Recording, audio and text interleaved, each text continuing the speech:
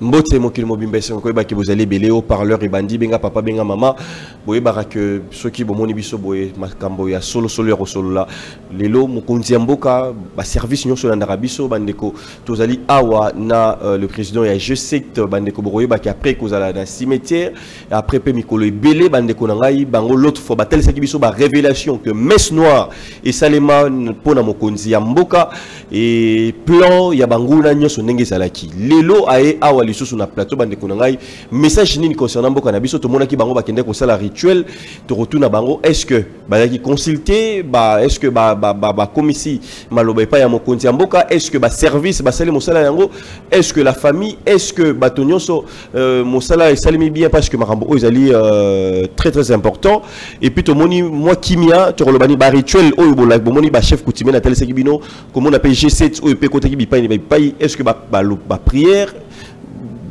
topé diplomatie et ça lit quand même quelque chose to comme na moi kimia to ndenge bien que motema na biso la kimia té tant to moni bande ko na biso ba kufa ebele makila tangaka et puis parti ya mboka na biso moko ndenge zali bongo to ça na sengote to ça na posa ke mboka na biso ezala mobimba ndenge zala kaka bande ko lelo suboro ka ba révélation to retourna ba question sur ba messe noire wana est-ce que marmoyon se lungwe G7 ezali ko banza nini to resolango bien que bisonyo so taki ngai pe na posa que lisanga ya bande ko nyonso ezala nazali pe pour l'idéologie à G7 tozali awana fumuchikeva mbote nayo mbote mukendi et puis mbote na bande ko nyonso o bazola na biso na au parleur anisokoma anula nangadef betwabu vraiment Chikati na pesi mbote la population na ngai na Congo pe na bana bena Congo kulutu na nzinga mama 1 million de solutions biska boza na Congo Brazza mbote belé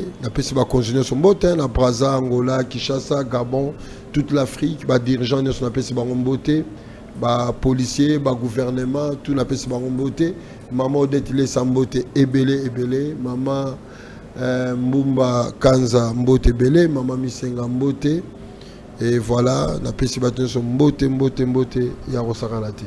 Makia de Dodo Kolo Mbote na yo. Voilà alors moi Mikolo Ezaki Ebele, Fumo Ezaki komona na te nini kaka. Bon, tozaki na déplacement na côte à G7. G7 ezaki na Congo Brazza point noir. Tokena toujours na cadre ya G7.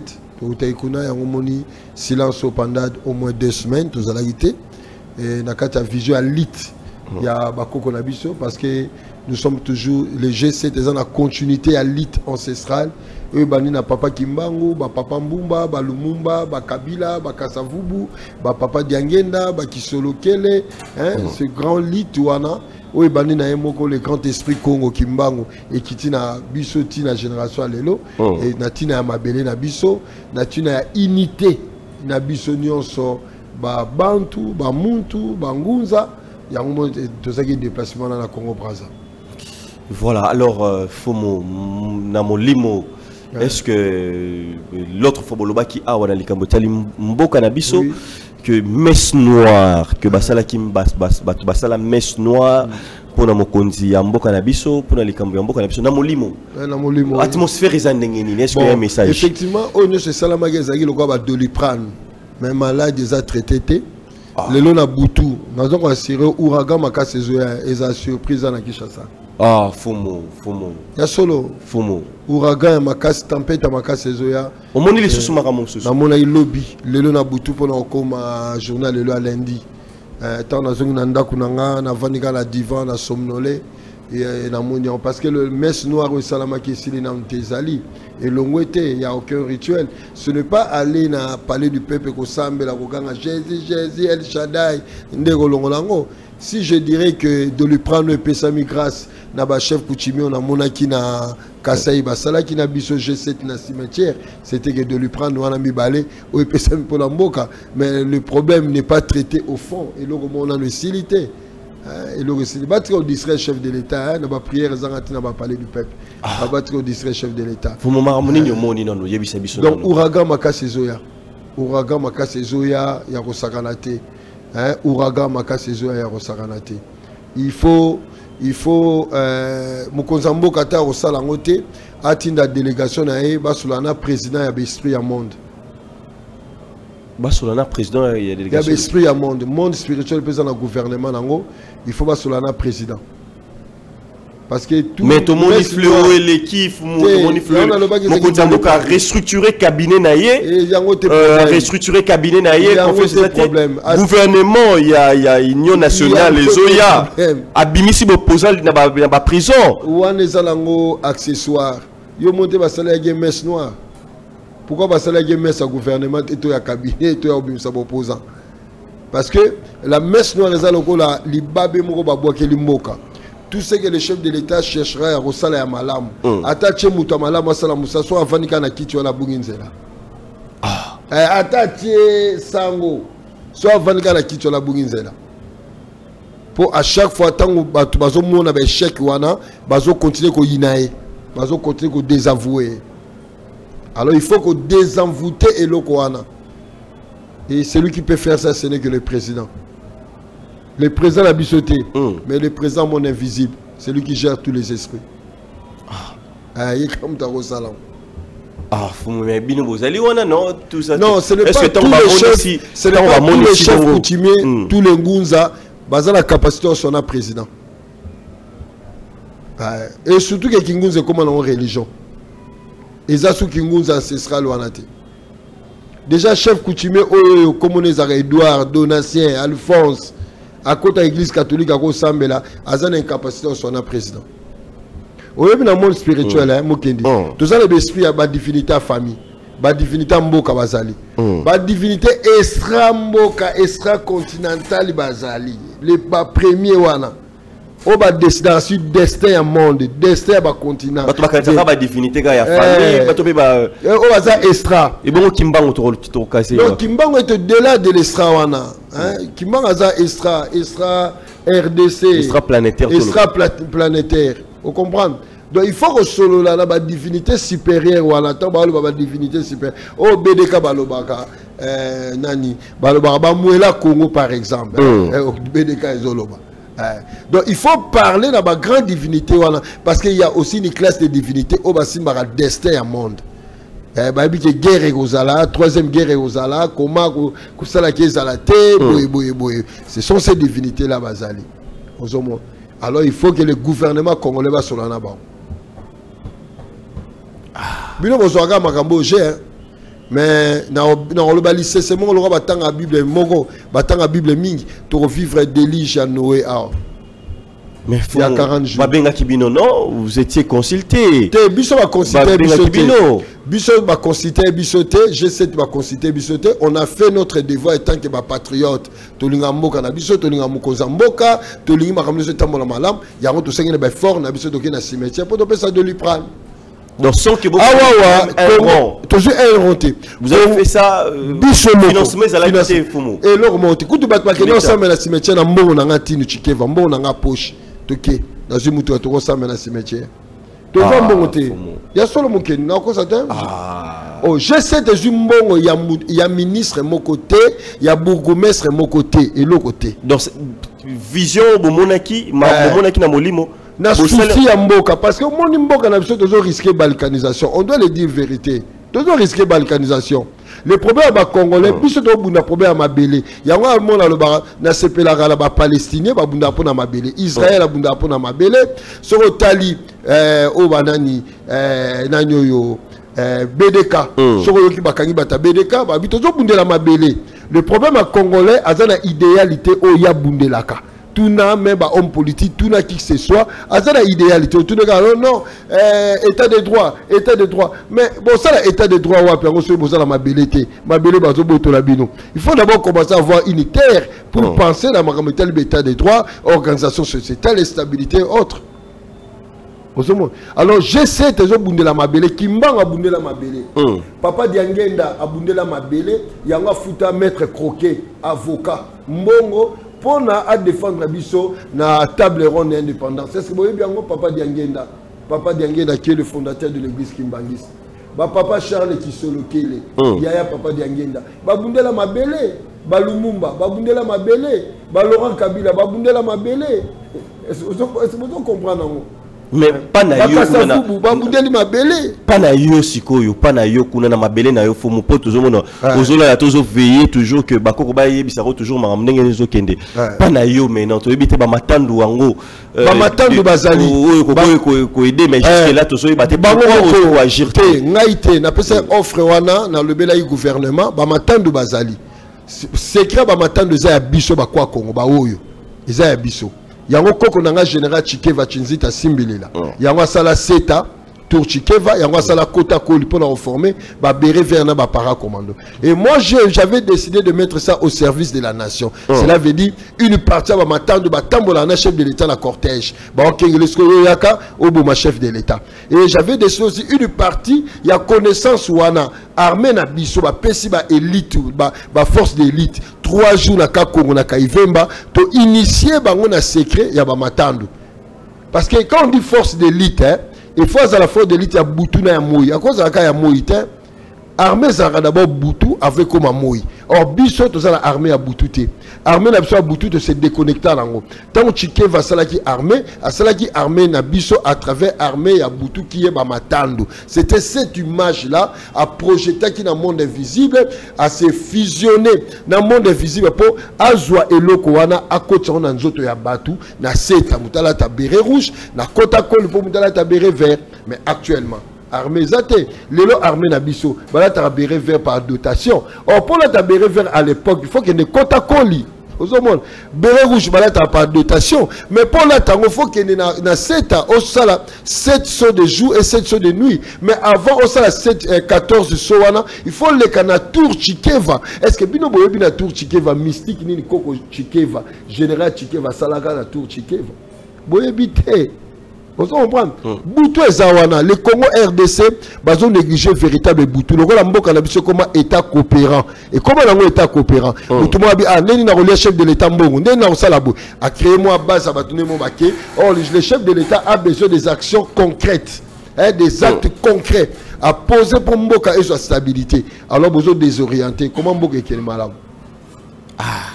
Donc tel ici que bakoko bazola qui a toujours signé à malamuté. Mais si à malamuté, il faut qu'on négocie avec le monde invisible. Naza capable.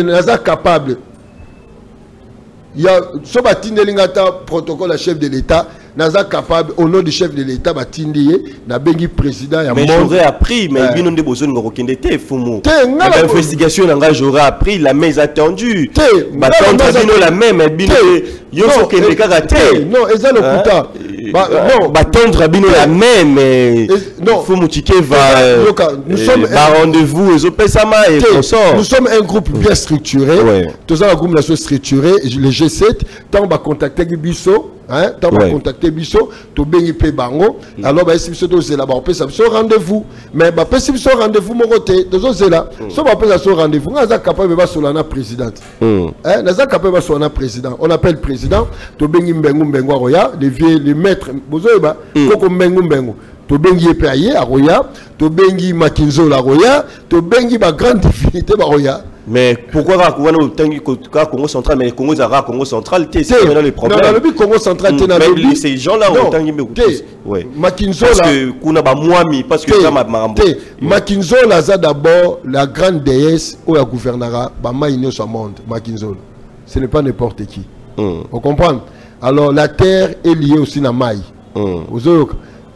Donc c'est ça vieux mbengu koko mbengu azali moko ba ancêtre na biso et aza important na conseil de divinité Congo à siégeaka pour nous résoudre ba problème il faut aussi le faire appel na bango na ba grande divinité wana donc voilà ezabongo voilà alors fumu tous un peu sous na marambo itali tous le nom de Kambotali G7 jusque là G7 en sorti officiel et ça l'a raté et puis déjà la grande question hein, la voisine a senga kinga na tuna question yo bisika zwami vraiment ça yo pas moyen yebi le pourquoi abaki ndekomu kende otune la question oyo pourquoi ba tricher car ba grande puissance o ba pesa kombo G7 et puis bango ils ensemble ba puissance mais bango ba tricher kaka et surtout si c'est une élite na biso pourquoi car c'est non pourquoi vous tricher yango et est-ce que ça ensemble ba puissance peut aussi en vrai ou comment? OK Ezali ensemble ba puissance Tolobaki G et le génération. Papa qui m'a il y aura une génération qui viendra, la génération à Banabilaka. Au Bakoya, comme ma bonsomi, qui m'poinza na mabile Afrique. Yangwana G. 7 eza Sambwadi, Sambila, le travail. Des gens qui se sont donnés à bosser durement pour le Biko. Il y a Afrique en général, il y a un G7, eza sigle nango, mais on a vrai comme nango zali qui dit il y a Batu. L'Isanga, il y a Batu. Oh, Basangani. Le G7 n'est pas une église ni une religion. Il ne faut pas confondre cela. Le G7 des Ali Kotambola, dans principe, il y a 3. Il y a Makuku Matatu. Donc, nous avons aussi des spirituels qui sont là, pas des religieux. Parce que les religieux, basés sur ta foi, sur les mamiwata et comme interprétation. Donc, on a besoin de spirituel, on a besoin de activistes scientifiques, historiens. Tout ça, on a besoin de G7. Tout on a besoin d'hommes politiques. Vous comprenez? Yangouana, c'est ça qui fait le G7. Et dans ce cadre-là, ma bangamisa touana, toujours bosser ensemble. Donc G7 et Yangouana. Donc G7 et Zara RDCT, et Brazza Angola, Afrique du Sud, Rwanda, Burundi. Donc les G7, ils ont parlé dans le cadre. Il y a unité africaine, la vision ancienne a bisonné sur les États-Unis d'Afrique. C'est ça la grande vision à G7. Et tout commence par la RDC. Parce que la RDC est en cachette.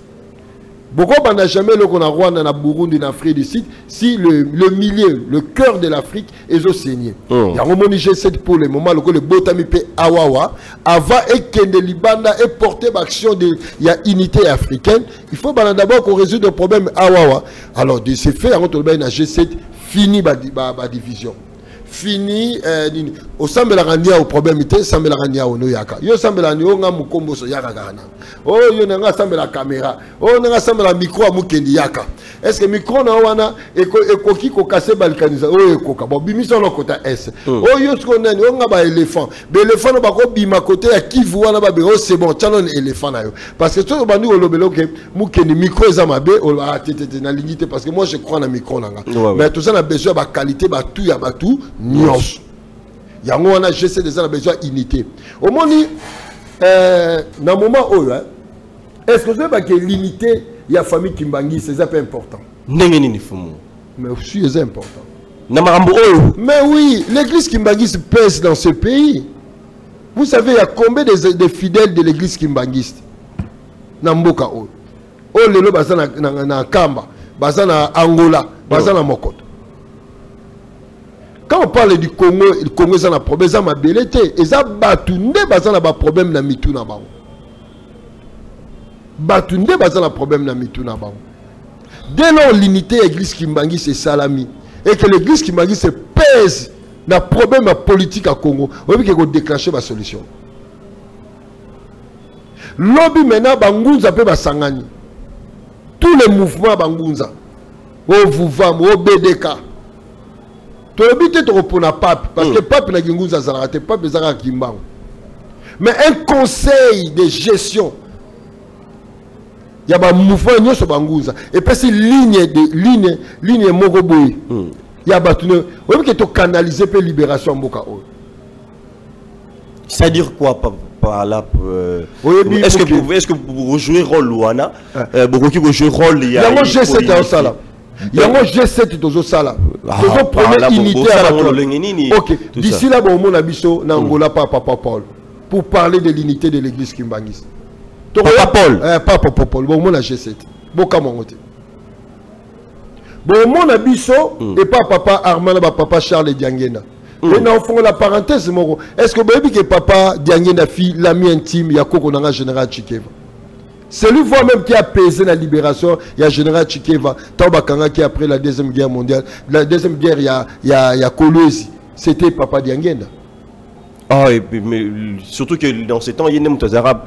Mais parce qu'il était proche. Il était vraiment proche. Il y a Mobutu. Oui. Oh, Mobutu et Chikeva, c'était des amis. Ikuku et Chikeva, c'était des amis. Est-ce que vous comprenez un peu le cercle là? Parce que général Chikeva, membre, il y a autant dans la CIA. C'est Diangena qui va peser dans la relation et Payani. Donc, quelque part, la famille Chikeva, ils appellent la reconnaissance mon papa Diangena. Le même papa Diangena, Il a pesé, voire même pour l'indépendance Nabiso.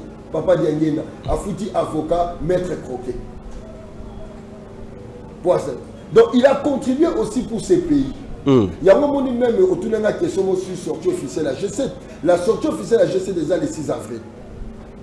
Déjà d'être Ponami. Oui, le 6 avril. Pourquoi le 6 avril? Le 6 avril parce que les alliés journée à Fumukimbangu. Fumukimbangu a pour représenter tous les ancêtres Congo. Oyo babundi lit pour na bonsomi et Afrique. Kimbangu a résumé ba. C'est pourquoi G7 a fait aussi de cette journée comme étant commémoration des ancêtres, des divinités Congo. Oh, bah, ça, le loto là, ta costume, tous à la laisse. Parce qu'il fait un moment, tu ne pouvais pas circuler. Na okota kalina, oh, bah, benga gombe. Et à l'occurrence, Batouana, c'était qui? Bakasavu. Bah, papa Diangenda. Oh, bah, ils ont mérité, même, bah, ça, les statuts. Bah, ça, là, Kassavou, n'a rompu Kassavou. Mais Diangenda n'a pas mérité. Sauf en France, hein. Boromona ba statue ba De Gaulle ba yali ba bokena ville Amiens boromona statue ya nani ya général Leclerc ezali na centre ville ya Amiens. Même les Français savent honorer ba divinité là-bas. Ozomo Congolais abosa na bolamu ya batumi bochaki mino Lumumba to c'est Lumumba na o niniti il changer mais papa Diangena peut faut saler les statues. Papa Charles Kisolokele il faut vous saler les statues. Banzezalando bango tout Kasavu déjà zuyaye na Lumumba Fumukimba zuyaye na papa Kasavu basale les monumentés après ça papa Kasavu pouvoir Diangenda papa Charles bango la Charles bazaki munoko moko ba yoka ko papa Dialunga na tika na prière ba pesi Kasavu pouvoir mais ba honorer bangoté. C'est pourquoi je dis la RDC azali na dette na ba o basali histoire na dans le domaine tout. Même la Arbe, général Chikeva, ils ont mérité 7 quand général Chikeva, Chinzita, Simbilila, André Brino. Ceux qui Chikeva, ils ont armé. Ils ont mérité l'ongolais na Kitambo. Il y a moi même dans le projet Benakongo, tout ça, le projet cimetière de divinité. Il faut ça dans le Congo. Et ça dans le Congo. Tout ça dans le Tout ça dans le Congo. Mindé dans le Panthéon en France. Mais il faut ça. Bon, je corps à papa Diangeda, corps à papa Kisolokele, ba Chikeva, bozu corps il y a ba Ikuku, bozu corps il y a ba Sasa, bozu corps il y a ba Kasavubu, bozu corps il y a ba Nzezalandu. Tous ces grands Lumumba et consomment minu na bango. Bo koti sikuna, kuna ne futur président na biso après ta serment. Pour cimetière, il y a de véritables mboka. Et ça sera un nouveau Congo to reconstruit à travers cimetière de divinité Congo. Alors j'essaie de comprendre. Nakata G7 on a chef coutumier, Nakata G7 on a ngunza pas religieux mais des ngunza qui ont compris, des ngunza spirituels parce que le kingunza n'est pas une religion. Le kingunza c'est un mouvement révolutionnaire. Mundele azoki ba kimbangu ba tutua na bambumba ba matei mwanda comme des révolutionnaires indépendantistes. Kingunza za bokoko. Lelo kingunza za na kao pour commission religion et comme na ba chef spirituel. Bon, comme chef spirituel, là qui comme ton ami pour Borozouango, exacté. Et là, quand tu as G7, tu as besoin de religiosité, tu as besoin de spirituel. Dans un exemple, Nani, Nekonanga, on a linga Nani, oyo, c'est là. Nani, oh, la trami, le cola, la trami, Pembe Nani. Fils de l'homme. Fils de l'homme. Il fait partie du G7, on a besoin de Bango. Mais il faut y avoir ma pierre, hein? Tu as besoin d'un fils de l'homme, tu as besoin d'un... Mais est-ce que tu remontes... Maman a besoin de la reine du midi. Tu as besoin d'un bango. Tout le monde doit apporter pierre na yé. Pour na makabo. Oh, tout a zobunda pour na liti ya mabele. Kimpuanza ki azole. Oh, fumu kimanga lobaki. Oh, ba koko ba bundeli. Ba tikeli biso comme état mission accomplie. Il faut amema ni nae. Yango moni G7. Tu d'abord pas papa Paul Nangola. Papa Paul, grand frère Tozoya. Oyamba biso. Tozoya. Pourquoi Bobandi Kuna? Pourquoi Bobandi dans Angola tout ça? Pourquoi aussi peu que Congo, Royaume Congo pe Mbanza Congo, escapé Congo pour et ça peut pour la Braza mais tu rencontres dans papa papa la biso église Kimbangis. Alors d'abord c'est quand d'abord. Pourquoi Bobandi Angola? Ouais. La chute de l'Afrique et Salamagina Royaume Congo. na le bélo vérité siko la chute de l'Afrique et ça m'a na royaume Congo et banaki na royaume Congo est-ce que monde la kotaki appartient Nzengankofu ndeta ka ici maman la reine du Midi Bakati bakote pour la bino ba Congo les missions les kaka ataka inga bakote pour la bino ba Congo bino bo sara na biso bino bo aussi ça makamo la reine du Midi on a ébiso lelo to bana pas papa Paul qui sont lequel alors bah qui a la fois passée bah qui m'a dit la responsabilité de sanganité là voilà la reine du Midi toujours banana compte à G7 pas papa Paul après pas papa Paul toroya na mokoto pour l'église qui mangi c'est banagi na mokoto après c'est histoire to ko banankama ya Simo ya Zakobo c'est la biso na benamino c'est ma famille. Est-ce que là ça la guerre na bakimbangi c'est non na le baka que so la ninga bien là ça correct na le bananga na le baka et là on a séparé Jésus a envoyé Kimbangu pour nga Jésus ça l'a raté. Si vous voulez avoir des Jésus au bino bolingi Kimbangu yewana bolingi bozala voulu ngaka Kimbangu Kimbangu aza tout pour nga il y a pas Kimbangu ou rien. Vous comprenez mais c'est ma famille. Soit tu sais tracé wana to qui n'est pas yana bison kusu. On doit reconnaître aussi le combat d'un coup. Vuvamo. Oui. Et c'était parce que nous avons dit tata mokelinga na ben kimba. Donc là vraiment ils appellent la puissance solo. Mais na solo tu as besoin d'unité, ça sert à rien to bunda biso na biso to za ba perdant. To compte na colonisation à 300 ans au papa Diangenda Loba. To kima. Mukendi okefa na bene nanga. Moni changala donc changala ok Togo. Est-ce qu'on coupe en exil? Roi Morobo ya bandundu a coupé l'exil à Togo. Le plan ils allaient déjà établi en 1885. Nazo na bango. Nele alingi kotika Congo te. Il a fait le plan de la recolonisation, en balkanisation. Chaque puissance a un point carré naïe. La géopolitique. Il y a une nouvelle colonisation de la République démocratique du Congo. Il y a un katabiso. Et biso tout dans moment où il faut que la divergence. Il faut te vendre des sikamoko. À commencer du chef de l'État, gouvernement, opposition, tout tiki. On se pardonne l'un et l'autre. Même là-bas, au Bazoya Wana, au M23, bazo comprendre en côté. Mundela za muta confiance ité. Nega basaki na ba papa na biso ba kobalu ki la pe bango. Il faut ba ope bazaku na ba ya to sala nini, to sangana, to bongisa. Les linges sales, c'est la famille. Nous on a compris ça. Après, to kende na Vuvam. Via za na Songolo Loana, to kutane. Bon, malheureusement, Kouloutou n'a pas donné mon ancien miazate. Mais il y a le bon de Baza. Ouais. Bon, on a évité de regarder BDK Kabone. David. Je ne pense pas si les grands leaders, mon ancien Mazala, qui a BDK Ngozami Balé Misato. Basong Sango Moko. Aux hommes, tu reçois la peine à Lubondo. Tu reçois la peine à Batunios. Donc, qui ne peut pas venir à Bissonani. Quand je dis vieux par rapport à âge, par rapport à âge. Donc, vieux Nabiso, papa Menga Menga. Azali, na Congo central. Tu écoutes à la penaille. Vous comprenez? Et après, papa m'a bien les autres. C'est-à-dire, ensemble, les leaders, il y a Bangunza. Il y a Bangunza. Parce que Congo Bangunza, il y a la Dio. Ce sont les Ngunza qui ont lutté pour l'indépendance du Brazza, Angola et Kinshasa. Après, les chefs coutumiers vont continuer la négociation à la table ronde avec les politiciens. Donc, il faut qu'on puisse maintenant booster les Ngunza. Après, tu as des machuangistes, tu as des tokoïstes, tu as des nyos. Le problème, c'est l'unité. Tu as 500 énergie, tu as bimsa les bandes d'Afrique. Mais au que Marambouya, l'unité à l'église kimbangiste, topé ou familial. Si supposons que ceux qui est sinir dans moment, ils ont un problème à famille, ils ont concerné Batunios. L'unité pas Bangunza, ils ont un problème de dénominationnalité.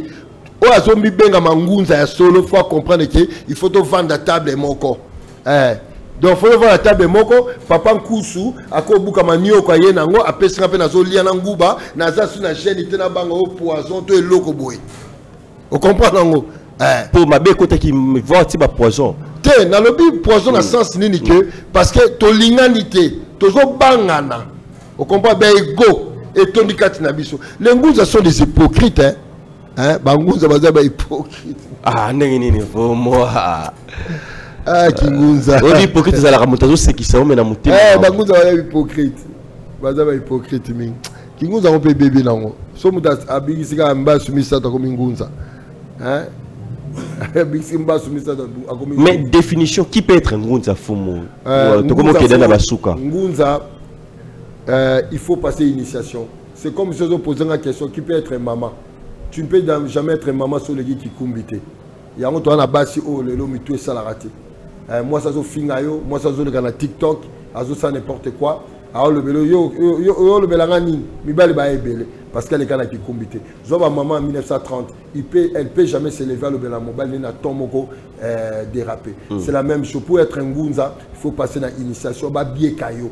Bako bien comme bikudi bako bien comme niakisi nkengi ainsi de suite okola mgana na tongo te parce que au sel ici kisi ya o nino yo eloko nino hémorroïde après bien zangunza au sambela na lingo na lingo mamo ya bangunza après le dit aux zangunza et ça non sens donc voilà et kinguza pe baby bande comme religion et baby et banda peke batunyo so bakomoye ba valeur en kasa kinyomba ya paipai pasa la kise hémorroïde banda batongo ko ni cimetière aboki tondo na luzibu et kingunza ngo baby ah bino bozo sakana yo solo na muta ko kufa bo solo ya total la binoti kingunza ngo bongote ngo moni pe ko mukendi to ko bongisa problème à Congo te to bongisa problème à Congo te parce que ba usurpateur ya kingunza ba communiquer ça pas ba fumu. Alors il y a une vidéo où pasteur Kakenza Azali il a dénigré même bravo autochtone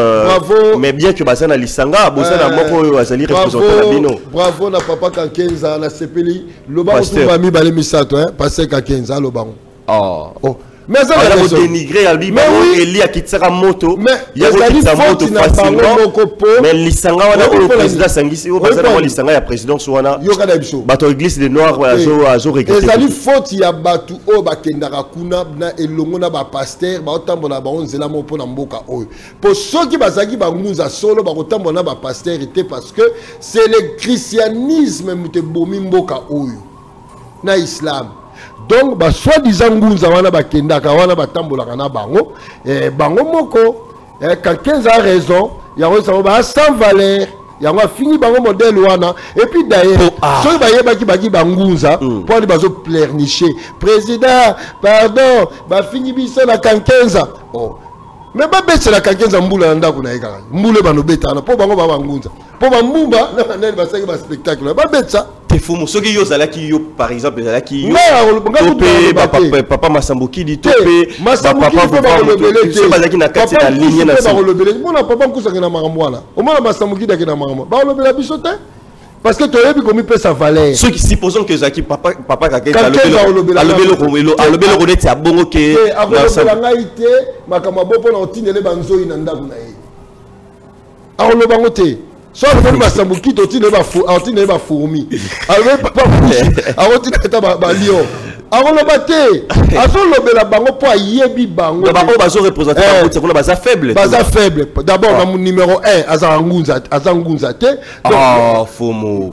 Président Zomona et le rôle na bango. Président tout ce qu'on laisse à président poto. Et ça président donc ba passion bazo manquer pour pouvoir réaliser. Ils pouvoir réaliser na bien kaé nani à l'accès pas esprit que o azabo. Pour faut ba bien kayo mbie kolo. Ba peso ba objet sacré à pouvoir. Ba peso kan. Et ça te canne au sali au sali ça il faut pas passer au canne à bascule hein aux autres sauter boy hein il faut monter plateau partout toujours aux autres sauter boy voilà aux autres on a peu oui voilà ouais donc comprendre ba pe ba bois que l'on canne ba bois que l'on combo ba bois que lio mbeli ya lulendo ba choma mafuta ba témoin pe baza ndoko mingunza on devait pas ngunza parce que tu on la mugi na tongo o komaki lettre moko na komo bangunza après comme ngunza non c'est pourquoi ce pays ezo a toujours na déclin na chaos na haut parce que le kuta ezali à 99% ezo conduit mboka oyo.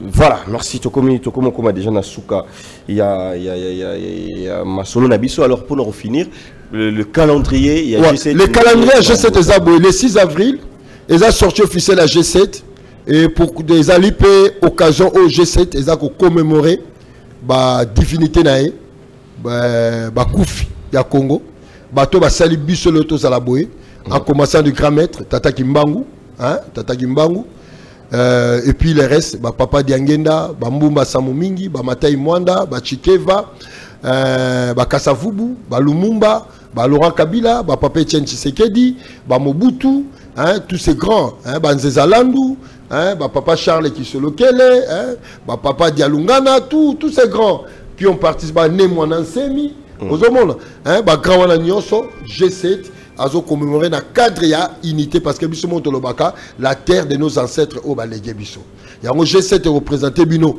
comité directoire na hein ndenge osalama d'ici là bozo adresse est-ce que kozala chargé à relations publiques na biso ça ba démarche wana porte-parole na biso pa roya kolobango pour appeler sabino adresse exacte et sika molulu ya makamno ce salam et ça c'est un deuxièmement à cette occasion il y a sorti officiel à G7 toujours pensé qu'au Kende Angola Kokutanana grand frère Nabiso Papa Paul Charles qui se lokele Papa Paul Charles Papa Paul qui se lokele tozoya parce que Congo koyaki na mbanza Congo donc tout commencera avec toi na Congo Angola tozoya kuna na 4 ya unité G7 après tout ça la tournée na famille kimbangiste tu pensais au grand frère Nabiso Papa Nkusu hein ça c'est toujours Papa Nkusu grand frère Toroya panayo nayo kaki ozana songololo Toroya d'ailleurs totina même molopwe za rapproche nayo alu que la audience to kutana nayo na 4 lit hein parce que lito yomoko yebi tu es dans la lit ya bakoko na biso okobo yangote Toroya panayo Toroya pepa ya Lubondo Toroya pe et pas à Papa Menga dans Congo central to kutana donc tous un calendrier moko complet temps libre exact temps libre exact alors on va lire le bureau Massambuki dit déjà c'est pas la peine de dépanner parce qu'il y a ça déjà membres à G7 voilà alors on va lire un peu le numéro il y a bureau et Pessibiso plus 243 89 82 692 donc plus 243 89 82 692 topé plus 243 82 161 72 wana ma numéro il y a bureau il y a G7 bureau et ça peut un numéro définitif beaucoup contacter G7 changer tes provisoire tes définitif mais vous aurez bureau définitif et ça déjà liste comment maki tampo de Betamaki. Mais est-ce que comment Batubakoki ko adhérer toujours? Oui, Batubakoki ko adhérer. Toi on a besoin de activiste, égyptologue, historien, linguiste.